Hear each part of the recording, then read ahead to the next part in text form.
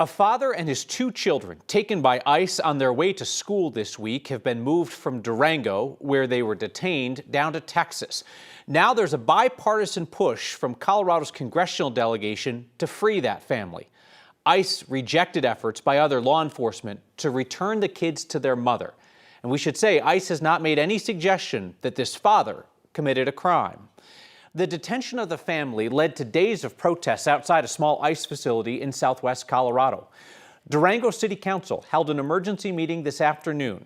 There, reps for Colorado's Democratic Senators John Hickenlooper and Michael Bennet, along with Republican Congressman Jeff Hurd, said all their offices are working to get Fernando Jaramillo Solano and his two children out of ICE detention in Texas.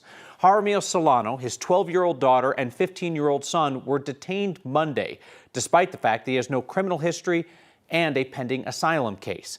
That sparked community protests, which were met with the use of chemical agents and physical force. The police chief down there is asking the CBI and FBI to investigate whether that was excessive force against peaceful protesters. We recognize the emotions are high. We are disappointed by the behaviors and display by agents and several protesters alike. Concerns have been raised regarding the conduct of the agents on scene, and the encounters included use of force directed towards peaceful demonstrators. Any act of violence, intimidation, or unnecessary force against lawful exercise of people's rights is unacceptable and does not reflect the standard of safety and dignity that the people of Durango deserve.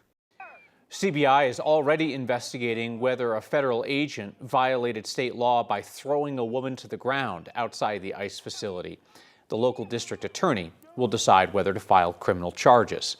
Durango's police chief says that most of the 100-plus protesters stayed peaceful. He estimates there were about 10 agitators who were throwing things and interfering with ICE agents. At least 2 people were cited, one person for throwing rocks at the ICE facility, along with a presumably pro-ICE counter-protester who drove dangerously through the crowd.